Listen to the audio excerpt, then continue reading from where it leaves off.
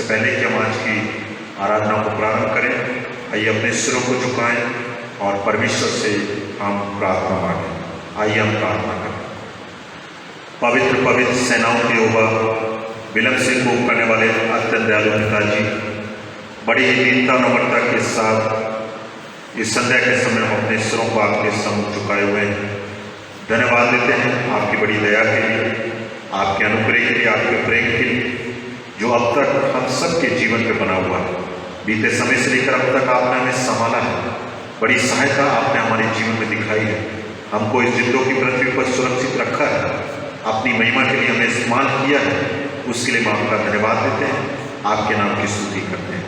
आज की शाम धन्यवाद देना चाहते हैं आराधना संदेश मिनिस्ट्री के इस पेज के लिए, जिन्होंने पिछले दिनों से लेकर बराबर आपकी सेवा की है और इस सेवा के पूरे 3 वर्ष को कंप्लीट किया। उसके लिए हम आपका धन्यवाद देते हैं। आगे भी इस सेवा में आप हर एक सदस्य के साथ बने रहिएगा और जितने भी मेंबर्स, जितने भी लोग इस सेवा से जुड़े हुए हैं, सबको आशीषित करें। विशेष आज की शाम मुझ सेवक के साथ हो और विशेषकर जब हम आपकी आराधना करना चाहते हैं, आपकी महिमा करना चाहते हैं, पवित्र आत्मा की अगुवाई दीजिए, सामर्थ दीजिए, ताकि आज की शाम हम सबके लिए एक आशीष का कारण हो सके, एक अगुवाई का कारण हो सके और हम सब प्रभु में और भी मजबूत बनते चले जाएं। सारी बातों को आपके हाथों में सौंपते हुए इस प्रार्थना को आपके बेटे यीशु मसीह के नाम से मांगते हैं, आमीन। इससे पहले कि हम खुदा के कलाम को सुने, हमारी कलीसिया के यूथ सौरव स्टारक और एनस जोजब आपके सम्मुख प्रेज एंड वर्शिप करेंगे, जो आप परमेश्वर के गीतों को गाएं और उसकी महिमा करें। Sourav and anus.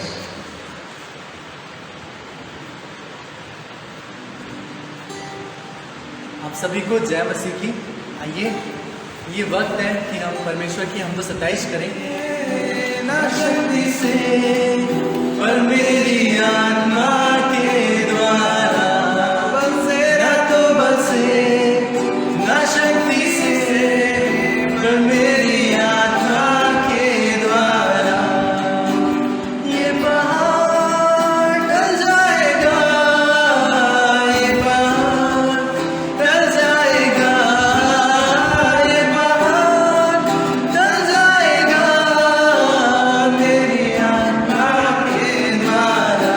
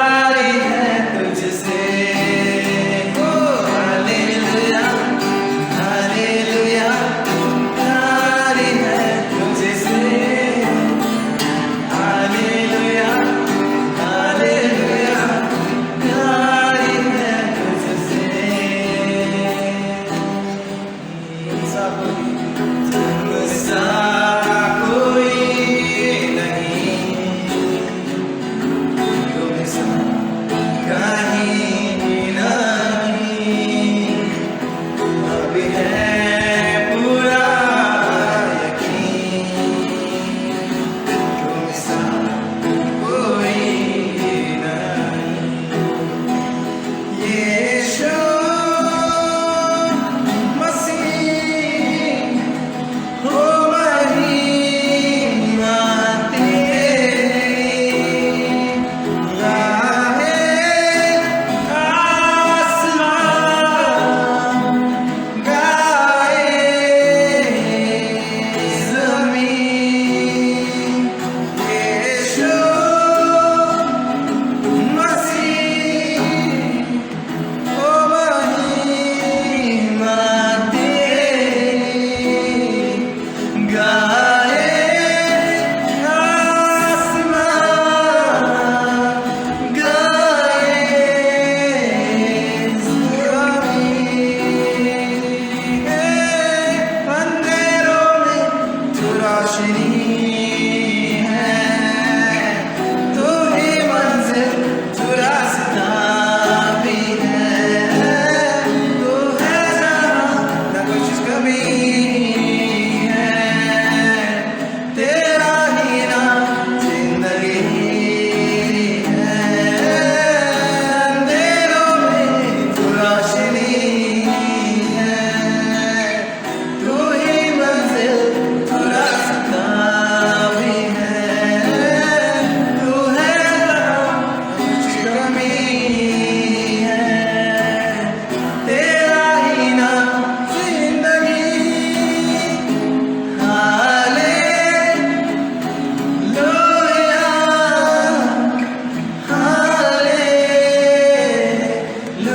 Hallelujah,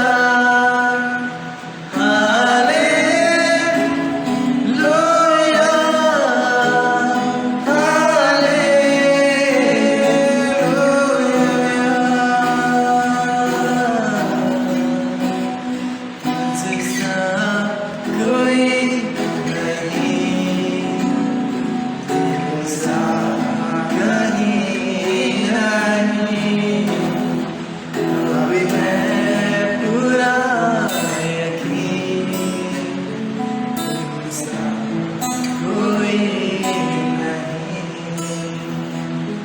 thank you. इस समय हम परमेश्वर के वचन से पढ़ेंगे जो लिया जाता है पुराने नियम से, अय्यूब की किताब, उसका पहला अध्याय 13 से लेकर 22 पद तक। अय्यूब की किताब, उसका पहला अध्याय 13 से लेकर 22 पद तक। पुराने नियम की पुस्तक अय्यूब की किताब, उसका पहला अध्याय 13 से 22 पद। आइए हम परमेश्वर के वचन में से निकालेंगे जो कि पाया जाता है अय्यूब की पुस्तक, उसका पहला अध्याय पद 13 से लेकर 22 पद तक, जहाँ इस प्रकार लिखा है। एक दिन अय्यूब के बेटियां बड़े भाई के घर में जा खा रहे और दाखमधु पी रहे थे। तब एक दूत अय्यूब के पास आकर कहने लगा, हम तो बैलों के हल जोत रहे हैं और भलिया उनके पास चल रही थी कि शबा के लोग धावा करके उनको ले गए और तलवार से तेरे सिक्कों को मार डाला, और मैं ही अकेला बचकर तुझे समाचार देने को आया हूँ। वह अभी यह कह ही रहा था कि दूसरा भी आकर कहने लगा, परमेश्वर की आग आकाश से गिरी और उससे भेड़ बकरियां और सेवक जलकर भस्म होंगे, और मैं ही अकेला बचकर तुझे समाचार देने आया हूँ। वह अभी यह कह ही रहा था कि एक और भी आकर कहने लगा, कर्सी लोग 3 दल बांधकर ऊँटों पर दावा करके उन्हें ले गए और तलवार से तेरे सिक्कों को मार डाला, और मैं ही अकेला बचकर तुझे समाचार देने आया हूँ। वह ये कह ही रहा था कि एक और भी आकर कहने लगा, तेरे बेटे बेटियां बड़े भाई के घर में खाते और दाखमधु पीते थे कि जंगल की ओर से बड़ी प्रचंड वायु चली और घर के चारों कोनों को ऐसा झोंका मारा कि वह जवानों पर गिर पड़ा और वे मर गए, और मैं अकेला ही बचकर तुझे समाचार देने आया हूँ।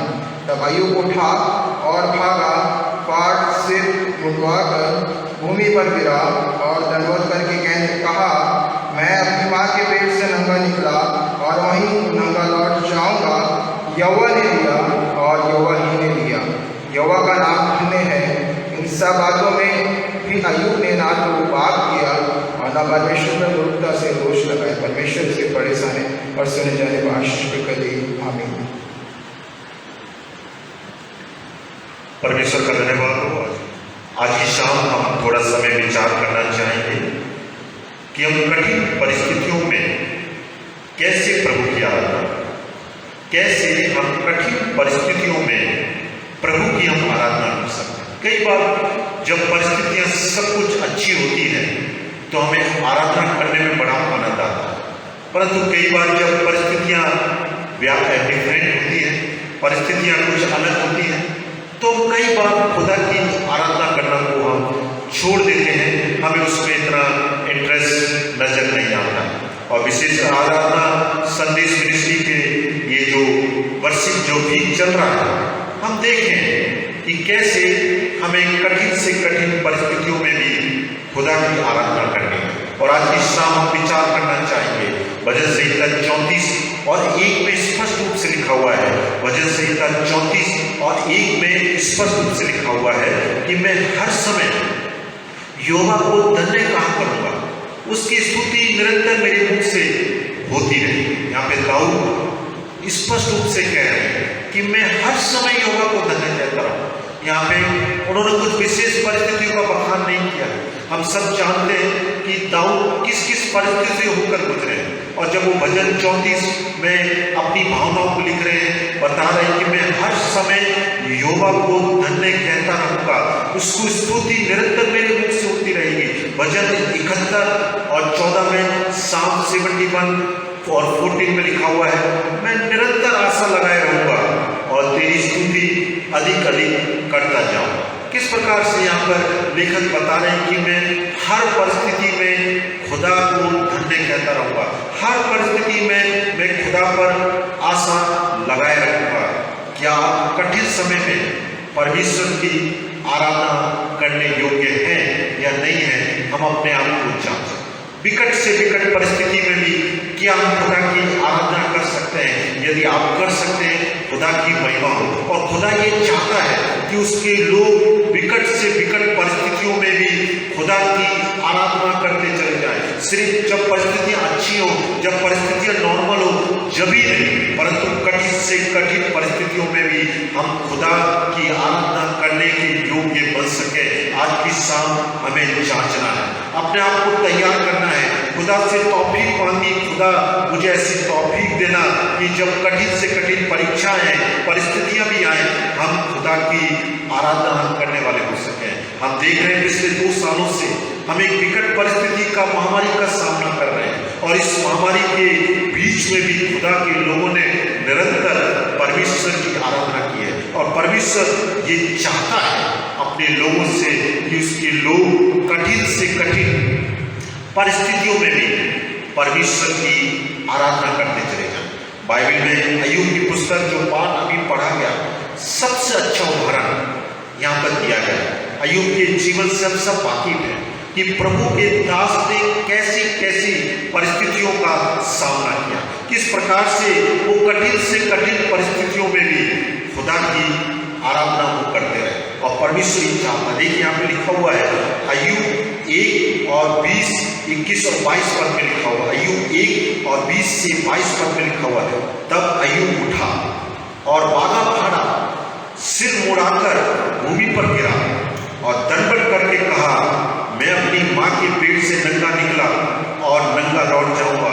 यहोवा ने दिया, यहोवा ने लिया, यहोवा का नाम धन्य है। इन सब बातों में भी अय्यूब ने ना तो पाप किया और ना परमेश्वर पर मूर्खता से दोष लगाया। हम देख रहे हैं यहाँ पर अय्यूब किस समस्या का सामना कर रहे हैं। एक बड़ी परिस्थिति है, सब कुछ उसके जीवन से खत्म हो गया, और इन परिस्थितियों में भी बाइबल बताती है कि अय्यूब ने ना तो पाप किया और ना परमेश्वर पर मूर्खता से दोष लगाया। कोई दोष नहीं लगाया उसने, सिर्फ वो खुदा की आराधना करना चाह रहे हैं। कठिन से कठिन परिस्थितियों में खड़े हुए हैं, उन्होंने अपने जीवन का समर्पण किया। और लिखा हुआ, तब अय्यूब उठा, बागा फाड़ा, सिर मुड़ाकर भूमि पर गिरा और दंडवत करके कहा, मैं अपनी माँ के पेट। 3 बातें हम इस पाठ से सीखना चाहेंगे जो अय्यूब उसका पहला अध्याय 13 से 22 में पढ़ा, कि 3 बातें हम देखना चाहेंगे कि जब हम आराधना करते हैं तो परमेश्वर के प्रति अपनी ईमानदारी को प्रकट करते हैं। जब हम कठिन से कठिन परिस्थितियों में भी परमेश्वर के प्रति परमेश्वर की आराधना करते हैं, तो हम परमेश्वर के प्रति अपनी ईमानदारी को प्रकट करते हैं। आराधना करना परमेश्वर के प्रति अपनी ईमानदारी को प्रकट करना है। सिर्फ अच्छी सिचुएशन में नहीं, परंतु विकट से विकट परिस्थितियों में भी हम खुदा की आराधना करें। और जब आप विकट से विकट परिस्थितियों में प्रार्थना करते हैं, आराधना करते हैं, आप खुदा के प्रति अपनी ईमानदारी को आप प्रकट कर रहे हैं। अय्यूब ने बच्चों को खो दिया, अय्यूब ने प्रॉपर्टी को खो दिया, अय्यूब ने अपने धन को खो दिया, परंतु सारी बातों के बावजूद भी उसने परमेश्वर की आराधना की और परमेश्वर के प्रति अपनी ईमानदारी को बनाया। सब कुछ होने के बावजूद भी उसने परमेश्वर की आराधना की और परमेश्वर के प्रति अपनी ईमानदारी को बनाया। हमारी स्थिति वहां तक नहीं आई, हमारी स्थिति वहां तक नहीं आई कि हम सब कुछ हो गए। परमेश्वर की करुणा अभी भी हमारे जीवन पर, महामारी में हम हैं, चुनौती के बीच में हम हैं, चैलेंज के बीच में हम जा सकते हैं, बीमारी के बीच में हम जा सकते हैं, परंतु खुदा की आराधना करना हमें नहीं छोड़ना है। जिस प्रकार से अय्यूब ने सब कुछ होने के बावजूद भी परमेश्वर की आराधना की, परमेश्वर की महिमा की, परमेश्वर के प्रति अपनी ईमानदारी को प्रकट किया, वैसे ही परमेश्वर हम विश्वासियों से चाहता है कि हम हर परिस्थिति में परमेश्वर की महिमा करें, परमेश्वर की आराधना करें। चाहे परिस्थिति कुछ भी ना कुछ भी हो, हम खुदा के प्रति ईमानदार बने रहें, क्योंकि आराधना करना परमेश्वर के प्रति अपनी ईमानदारी को प्रकट करना होता है। और परमेश्वर चाहता है विश्वासियों से कि उसके लोग अपनी ईमानदारी को खुदा के सामने प्रकट करें। दूसरी बात जो खुदा आज की शाम बताना चाहता है कि आराधना करने का मतलब परमेश्वर पर भरोसा हम रखे हुए। आराधना करने का मतलब यह है कि हम परमेश्वर पर भरोसा रखे हुए हैं, हम किसी और सामर्थ पर भरोसा नहीं रखे हुए, किसी और वस्तु पर हम भरोसा नहीं करते, किसी और शक्ति पर भरोसा नहीं करते। परंतु जब आप खुदा की आराधना करते हैं, उसका मतलब ये है कि आप परमेश्वर पर भरोसा रखे हुए हैं। और जब भरोसा करेंगे तो कार्य होंगे, जब विश्वास करेंगे तो आपके जीवन में कार्य होंगे, विश्वास नहीं करेंगे तो हो सकता है नाश होगा। जब आप आराधना करते हैं, इसका मतलब यह है कि आप खुदा पे भरोसा रखें, खुदा आपके जीवन को देखना। जब जब भी हम खुदा के प्रति अपनी आराधना को प्रकट करते हैं, इसका मतलब यह है कि आप भरोसा करते हैं। और जो व्यक्ति, जो विश्वासी भरोसा करता है, सचमुच में खुदा उसे आशीषित करता है।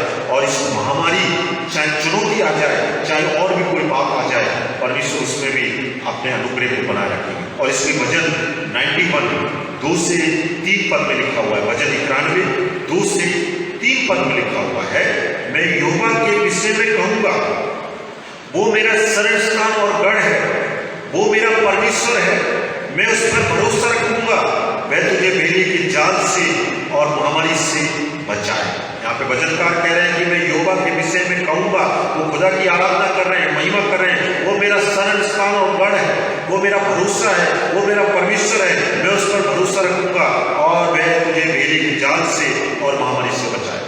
आप खुदा की आराधना करते हैं, इसका मतलब यह है कि आप खुदा पे भरोसा कर रहे हैं। और डेफिनेटली जो खुदा पे भरोसा करते हैं, परमेश्वर की महामारी में, चुनौतियों में, विकट से विकट परिस्थितियों में भी खुदा उनकी सहायता करेंगे।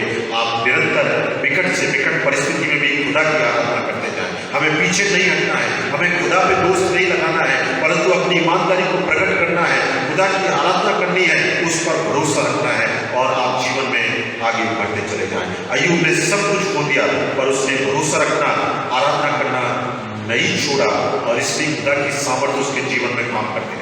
सब कुछ खो दिया, परंतु एक चीज उसने नहीं छोड़ी, खुदा की आराधना करना उसने नहीं छोड़ा, और वो विकट से विकट परिस्थिति में आराधना करता रहा।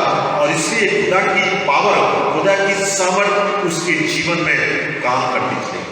हमें भी सीखना है इन लोगों से, इन नबियों से, इन प्रॉफिट से, कि हमें विकट से विकट परिस्थितियों में खुदा के प्रति अपनी ईमानदारी को प्रकट करना है, आराधना करनी है, उस पर भरोसा रखना है। तीसरी बात खुदावंद बताता है कि जब आप आराधना करते हैं तो उसका मतलब यह है कि आप विश्वास का प्रकटीकरण कर रहे हैं। जब आप आराधना करते हैं तो आप अपने विश्वास का प्रकटीकरण करते हैं। जो विश्वास करते हैं उसको अपने जीवन में हमें प्रकट करना है। बाइबल बताती है, मैं हर समय यहोवा को धन्यवाद करूंगा, उसकी स्तुति निरंतर मेरे मुख से होती रहेगी। चाहे मैं घोर अंधकार की तराई में होकर चलूं तो भी हानि से नहीं डरूंगा। ये परिस्थितियां हैं, आप अपने विश्वास का प्रकटीकरण करें। कई बार हम कहते हैं खुदा पे भरोसा रखते हैं, कई बार हम कहते हैं खुदा पर पीछे चलते हैं, परंतु जब परिस्थितियां बदल जाती हैं हम उसकी आराधना नहीं कर पाते। कई बार अपने विश्वास का प्रकटीकरण नहीं करते। ये समय है जब हम इस महामारी का सामना कर रहे हैं, चुनौती का सामना कर रहे हैं, आप अपने विश्वास का प्रकटीकरण करिए कि हम सच्चे जीते परमेश्वर पर भरोसा रखते हैं। आप अपनी ईमानदारी को प्रकट कीजिए, हम परमेश्वर के प्रति फेथफुल रहे, परमेश्वर आपकी सहायता करें। ये नहीं है कि हम आराधना करना छोड़ दें, ये नहीं कि हम दोष लगाना शुरू कर दें, ये नहीं कि हम सवाल पूछना शुरू कर दें कि दुनिया में परमेश्वर है तो इस महामारी का क्यों सामना करें। और आज दुनिया में देख रहे हैं बहुत से लोग अलग अलग बातों को उठाते हैं, परंतु हमारा काम सवालों को उठाना नहीं है, हमारा काम खुदा की आराधना करनी है, हमारा काम खुदा पे भरोसा रखना है, हमारा काम परमेश्वर की आराधना हर परिस्थिति में करनी है। और जो विश्वासी हर परिस्थिति में खुदा की आराधना करेगा, परमेश्वर उसकी सहायता करेगा और उसको पवित्र आत्मा से सामर्थ्य प्रदान करेगा और परमेश्वर उसकी सहायता करेगा। कठिन से कठिन परिस्थितियों में भी हम खुदा की आराधना करें। खुदा ये चाहता है अपने लोगों से। आज की शाम जब हम इस पेज के माध्यम से खुदा की कलाम को सुन रहे हैं, अपने आप को जांचें, क्या इस विकट परिस्थिति में मैं खुदा को अपना समय दे रहा हूँ? क्या विकट परिस्थिति में खुदा पर भरोसा रखते हुए, क्या विकट परिस्थिति में मैं खुदा की आराधना करता हूँ? अय्यूब के समान हम निरंतर परमेश्वर की आराधना करते चले जाएं। चाहे परिस्थिति कुछ भी हो, आप खुदा की आराधना करें और जितनी ज्यादा आराधना करेंगे परमेश्वर की पावर आपके साथ बढ़ती चली जाएगी और आप इन कठिनाइयों में घबराएंगे नहीं, परंतु खुदा आपकी सहायता करते चले जाएंगे। फैनी क्रॉस्बी एक बड़ी लेखिका रही है, आप सब जानते हैं, और उन्होंने बहुत सारे फैनी क्रॉस्बी ने बहुत सारे गीतों को लिखा है। तकरीबन 800 से ज्यादा गीत लिखे हैं, 8,000 से ज्यादा गीत लिखे, जिसमें काफी गीत सेनाई की पुस्तिका में पाए जाते हैं। जब ये 1.5 माह की थी तो उनकी आंखों में कुछ प्रॉब्लम हो गई थी और परिवार वालों ने डॉक्टर को दिखाया, और जब डॉक्टर को दिखाया तो कुछ गलत ट्रीटमेंट हो गया, गलत इलाज हो गया और उनकी आंखों की रोशनी चली गई, जीवन में अंधेरा छा गया और वो अंधी हो गई, उन्हें दिखना बंद हो गया। समय बीतता चला गया। कुछ सालों के बाद एक इंटरव्यू उनसे लिया गया और उनसे पूछा गया कि आपके मन में उस डॉक्टर के प्रति कोई कड़वाहट है कि आपकी आंखें चली गई गलत ट्रीटमेंट के द्वारा, और उससे इंटरव्यू में पूछा गया क्या उस डॉक्टर के प्रति आपके जीवन में कोई कड़वाहट है? उसने कहा नहीं, इनफैक्ट मैं उनको धन्यवाद देना चाहती हूँ कि यदि मैं अंधी नहीं होती तो इतना ज्यादा फोकस प्रभु की आराधना में नहीं कर पाती, ये प्रभु ने मुझे गिफ्ट। अगर मैं अंधी नहीं होती, उस विकट परिस्थिति का सामना नहीं कर पाती, तो शायद मैं इतने गीतों को नहीं लिख पाती, फोकस नहीं कर पाती। कई बार हम ऐसी परिस्थिति में होकर जाते हैं, परमेश्वर को हमें दोष नहीं देना है। फैनी क्रॉस्बी जो जिनको दिखना बंद हो गया, उस कठिन परिस्थितियों में भी उन्होंने खुदा की आराधना की और 8,000 से ज्यादा गीतों को लिखा, जिन गीतों को हम गाते हैं खुदा की महिमा करते। खुदा की सामर्थ बहुत बड़ी है। कई बार हम परिस्थितियों को नकारात्मक रूप से हम लेते हैं, परंतु आज की शाम खुदा सिखाना चाहता है जिस किसी भी परिस्थिति का हम सामना करें, खुदा की आराधना हम करते चले जाएं, अपने विश्वास का प्रकटीकरण करें, अपनी ईमानदारी को प्रकट करें और उस पर भरोसा करते हुए आगे बढ़ते जाएं। खुदा को निरंतर हम सम्मुख रखें। भजन संहिता 16 और 8 में लिखा हुआ है, भजन संहिता 16 और 8 पद में लिखा हुआ है कि मैंने यहोवा को निरंतर अपने सम्मुख रखा है। भजनकार कह रहे हैं मैंने यहोवा को निरंतर अपने सम्मुख रखा हुआ है। इस भजन को लिखने वाले राजा दाऊद हैं, जिसने बड़ी से बड़ी चुनौती भरे जीवन को जिया है। जवानी के समय में उसके शत्रु उसके पीछे पड़े हुए थे, कई मित्रों ने उनके साथ घात किया, दाऊद भयंकर पाप में भी गिरे। इन सारी परिस्थितियों के बीच में भी वो कहते हैं कि मैंने यहोवा को निरंतर अपने सम्मुख रखा है। क्या हम कह सकते हैं कि हमने अलग अलग परिस्थितियों का सामना किया, परंतु मैंने यहोवा को निरंतर अपने सम्मुख रखा, उसकी आराधना की। दाऊद कह रहे हैं, मैंने निरंतर यहोवा को अपने सम्मुख रखा। हम भी खुदा को निरंतर अपने सम्मुख रखें और उसकी आराधना करते चले जाएं, उसकी महिमा करते चले जाएं। इसलिए खुदा चाहता है कि हम खुदा को अपने सम्मुख रखें। इसलिए वो मेरे दाहिने हाथ रहता है, मैं कभी ना डगमगाऊंगा। दाऊद कह रहे हैं, वो मेरे दाहिने हाथ रहता है, इसलिए मैं कभी ना डगमगाऊंगा। यदि खुदा की आप आराधना करते हैं, खुदा पर भरोसा रखते हैं, परिस्थितियां अलग अलग का सामना आप करेंगे, परेशानियां आपके जीवन में हो सकती हैं, चुनौतियां हो सकती हैं, परंतु आप गिरेंगे नहीं। खुदा आपका हाथ को थाम कर आपकी सहायता निरंतर करते चले जाएंगे। दूसरा कुरिन्थियों 4 और 8 से 9 पद में लिखा हुआ है। दूसरा कुरिन्थियों 4 और 8 से 9 पद में लिखा हुआ है, हम चारों ओर से कलेश को भोगते हैं पर संकट में नहीं पड़ते, निरुपाय तो हैं पर निराश नहीं होते, सताए तो जाते हैं पर त्यागे नहीं जाते, गिराए तो जाते हैं पर नष्ट नहीं। वचनकार कह रहे हैं कि हम चारों ओर से कलेश को हैं। दूसरा कुरिन्थियों पौलुस कह रहे हैं कि चौथा अध्याय, हम चारों ओर से कलेश को भोगते हैं, संकट में नहीं पड़ते, निरुपाय तो है, निराश नहीं होते, सताए तो जाते हैं, त्यागे नहीं जाते, गिराए तो जाते हैं पर नष्ट नहीं होते। क्या हमने विश्वास करने के बाद खुदा को निरंतर अपने सम्मुख रखा है? कहीं हम फैल तो नहीं हो गए उसकी आराधना करने में, उस पर भरोसा रखने में? और जब हम कई बार खुदा से दूर हो जाते हैं तो हम डगमगा जाते हैं, हम गिर जाते हैं, हम निराश हो जाते हैं। वचनकार और पौलुस कह रहे हैं कि हम खुदा को निरंतर अपने सम्मुख रखें। परेशानियां, चुनौतियां हमारे जीवन में रहेंगी, परंतु खुदा को अपने सम्मुख रखते जाएं और जीवन में आगे बढ़ते जाएं। सचमुच में खुदा विश्वासियों की सहायता करें। विश्वासी होने के नाते हमें हमेशा ये कहना है कि मैंने परमेश्वर को निरंतर अपने सम्मुख रखा। हम विश्वासी लोग हैं, हम खुदा के पीछे चलने वाले लोग हैं, खुदा को निरंतर अपने सम्मुख। परिस्थितियां हम कई बार उसको सम्मुख रख लेते हैं और उससे हम धीरे धीरे पीछे हटते हैं। आज की शाम खुदा ही सिखाना चाहता है, आज किसी भी परिस्थिति का अपने सामना कर रहे हैं, खुदा की आराधना करते जाएं, खुदा की महिमा करते जाएं, खुदा पे भरोसा रखें और खुदा को निरंतर अपने सम्मुख रखें। आप डगमगाएंगे नहीं, खुदा आपके हाथ को थाम कर निरंतर आपकी सहायता करेंगे। पहला राजा 17 और 1 पद में लिखा हुआ, पहला राजा 17 और 1 पद में लिखा हुआ है, एलिया कहते हैं, इजराइल का परमेश्वर यहोवा जिसके सम्मुख में उपस्थित रहता हूं। एलिया के बारे में हम सब जानते हैं, विकट से विकट अकाल का सामना करने वाले नबी, और वो कहते हैं इजराइल का परमेश्वर यहोवा जिसके सम्मुख में उपस्थित रहता हूं। हम भी परमेश्वर के सम्मुख निरंतर उपस्थित रहे। जिस प्रकार से एक चरवाहा के पीछे भेड़ें चलती हैं, हम भी अपने यीशु मसीह के पीछे चलते चले जाएं।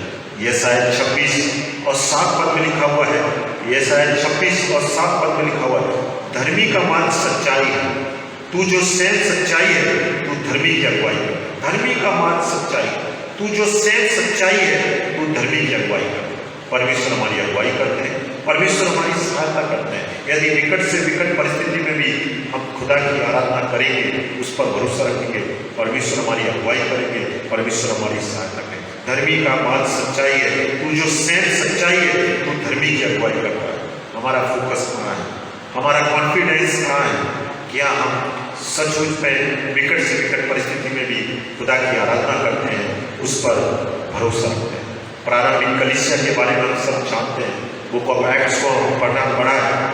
हर परिस्थिति में उन्होंने संगति को बनाया, खुदा की वो निरंतर, खुदा को उन्होंने निरंतर अपने सम्मुख रखा, प्रभु के वचन को निरंतर पढ़ते थे, निरंतर प्रार्थना करते थे, निरंतर संगति बनाया।